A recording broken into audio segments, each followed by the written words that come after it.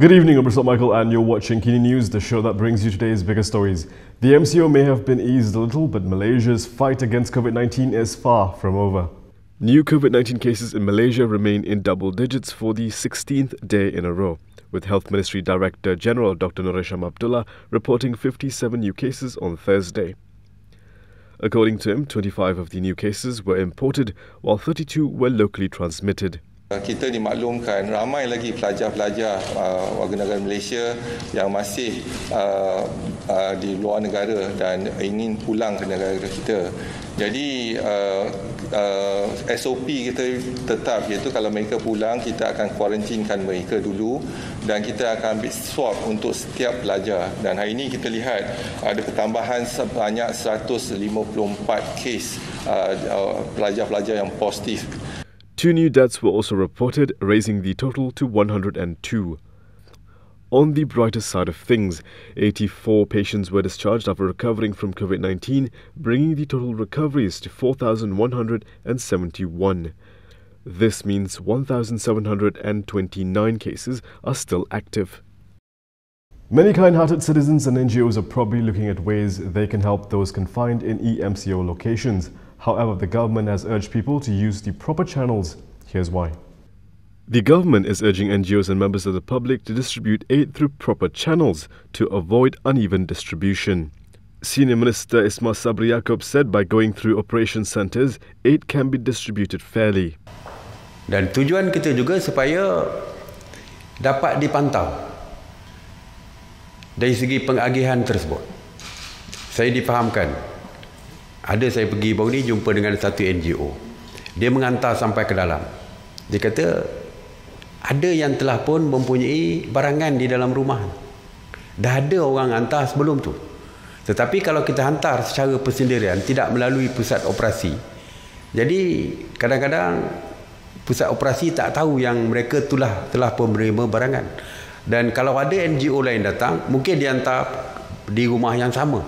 Jadi akhirnya mungkin ada yang tak dapat, ada yang mendapat secara berlebihan. In a separate development, the government may soon allow SMEs to operate during the MCO. Ismail Sabri said small companies will be allowed to operate. An announcement on this will be made soon. He said the announcement will include guidelines for companies that will be allowed to operate. Previously, the government moved to allow several sectors to resume full operations during the MCO, subject to strict guidelines to ensure social distancing and good hygiene. A 30-year-old police inspector in PJ was charged with 8 counts of rape today, and PDRM says this shows it's not in the business of cover-ups.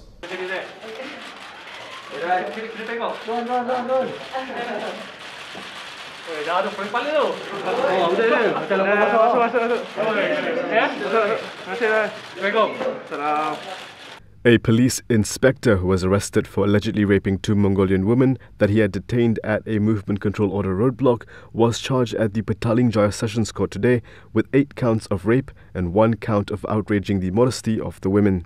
The 30-year-old Hazrul Hizham Ghazali pleaded not guilty after all charges were read before Judge Norshila Kamaruddin. In the first 8 charges, Hazrul Hizham, who was attached to the Petaling Jaya District Police Headquarters, is accused of raping 2 Mongolian women, aged 20 and 36, by abusing his authority as a police officer to seek consent of both victims. Under Section 3762F of the Penal Code, if found guilty, the accused faces up to 20 years in jail and whipping. The offence was allegedly committed at 2 different hotel rooms at the PJ Lux Boutique Hotel in Petaling Jaya on April 11th. He also faces 1 charge of using criminal force with the intent to outrage modesty under Section 354 of the Penal Code, which provides for an imprisonment term of up to 10 years, a fine, caning, or any 2 of such punishments. The Sessions Court judge today set bail at 27,000 ringgit with 1 surety for all charges, with case mentioned fixed for June 2nd. This comes after the inspector pleaded not guilty at the Klang Sessions Court yesterday for human trafficking and abuse of power. In a statement, Bukit Aman Criminal Investigation Department Director Hossein Mohammed said the charges prove that the force will not compromise when it comes to investigating crimes, even when the suspect is one of their own. Hossein said the police would never protect any criminal act committed by any personnel or officers of the force. For a Russian couple, they expected their visit to Southeast Asia to be a dream escape, but it ended up being a nightmare. They couldn't escape, but now they have found hope. Russian couple Yevgeny and Natalia Pervin never expected that their dream touring of Southeast Asia would lead them to being stranded in Kuala Lumpur and their second child Ivan being born in an abandoned property in the heart of town. Their dream trip turned into a nightmare when the movement control order was imposed on March 18th. Yevgeny told Malaysia Kini that they arrived in Malaysia on March 9th and had planned to leave to Russia from Thailand on March 22nd. However, when the MCO was imposed, they rushed to the Thai border on March 20th, but were turned away as they did not have all the documents. Initially, the MCO was until March 31st, so the couple decided to wait it out. However, when it was extended for a second phase, they knew their funds would run out and contacted the Russian embassy for help on April 3rd. On April 4th, Russia had announced the cancellation of all flights to return citizens from abroad to prevent import of the virus. Yevgeny said that the embassy helped them at first and put them up at a hotel in Jalan Ampang. However, he claimed that when the embassy found out that his wife was heavily pregnant, they turned hostile and offered them a document that was not in their favor, which they did not sign. He said they were evicted from the hotel on April 11th. He claimed they were also given wrong information on the cost of giving birth being $4,000, so they decided on a home birth. The couple found an abandoned house in Jalan Mesra, Kuala Lumpur and broke in illegally, but later met a friend of the owner and they were allowed to stay for a while. Their baby was born on April 13 at 6:15 a.m. Yesterday, the Russian embassy in Kuala Lumpur uploaded a 25-minute video on its Facebook page regarding this incident. An embassy staff identified only as Pavel spoke in Bahasa Malaysia and detailed the interaction between the couple and the embassy. He denied the claims against the embassy and said that their offer to help had been rejected by the couple. Malaysia Kini and KiniTV spoke to Federal Territories Deputy Minister Adnan Santara this afternoon. He told us how the government is making lives a little easier for traders and wholesalers who own shop lots in Pusat Bandar Utara, Selayang. We had a meeting yesterday. Were they happy? They all went back smiling. So people do not smile unless they are happy. Okay. So one of the key requests they asked is they want to take their things, and in fact I told them they could all the while they could take as long as they write to us officially and prove that the container belongs to them, because we do not want somebody pulling out somebody else's container and so on.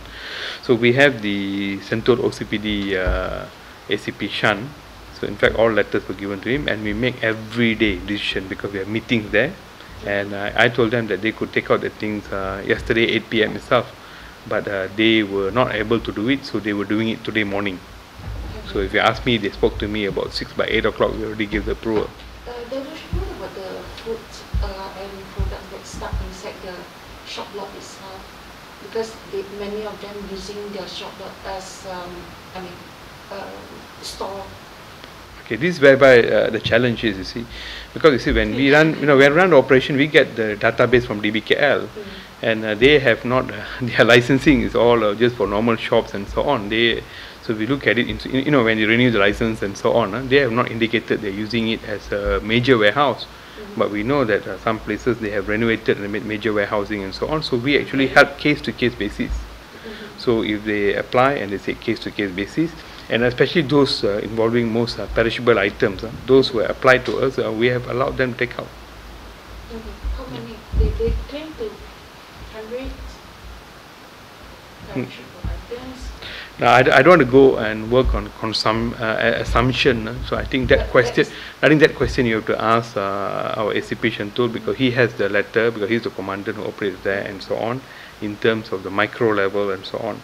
But what I wish to say to you, every letters that sent to us, we have approved. We have not even rejected one. Yeah, I cannot approve something that I have not received. Coming up next, South Korea's approach to COVID-19 seems to be showing results.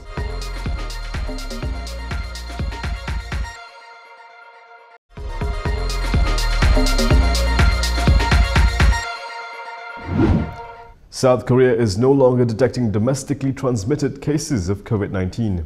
The Korea Centers for Disease Control and Prevention said that South Korea on Thursday reported no new domestic coronavirus cases for the first time since February. According to a statement from the agency, there were 4 new infections, all imported cases, taking the national tally to 10,765. The death toll rose by 1 to 247, and 9,059 people have been discharged.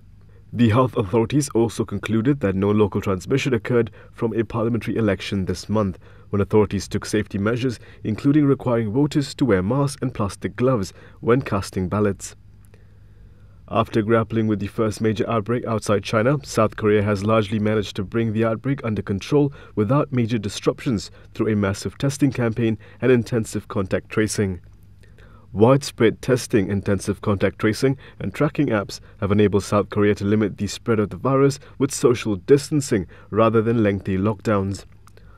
On Friday, Seoul extended its social distancing policy until May 5th, while offering some relief for churches and sports facilities, but urged vigilance as imported cases and smaller clusters continue to emerge. The government outlined guidelines for a 2-year return to post-coronavirus normality, including flexible working, bookings on public transport, and quick restaurant meals.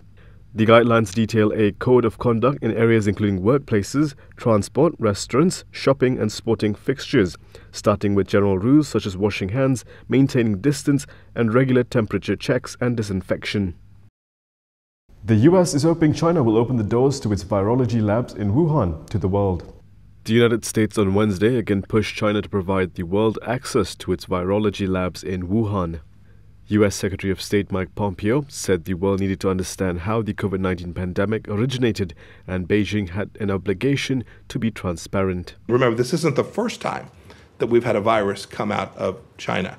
And so there is a continuing obligation on the part of reliable partners to share this information with the world. We talk about this in the context of nuclear assurance all the time, where countries permit others to come in and see their systems to make sure that the locks and keys are right, that the security levels are right, that the technological capability is right, that the checks are right, so that you can prevent an accidental nuclear release. We need the same kinds of processes for biosystems and biolaboratories as well. Ties between the US and China have significantly deteriorated since the eruption of the coronavirus outbreak, which has now killed more than 200,000 people around the world, including more than 58,000 in the United States.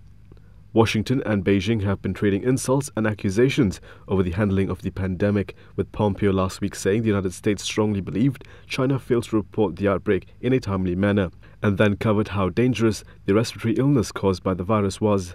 US President Donald Trump said on April 15 his government was investigating whether the coronavirus outbreak originated in a lab in Wuhan, where the virus emerged. Those claims have no basis in fact, the head of the lab told Reuters on Tuesday. A Washington Post opinion column this month said the US State Department in 2018 warned in diplomatic cables about safety and management weaknesses at the Wuhan lab.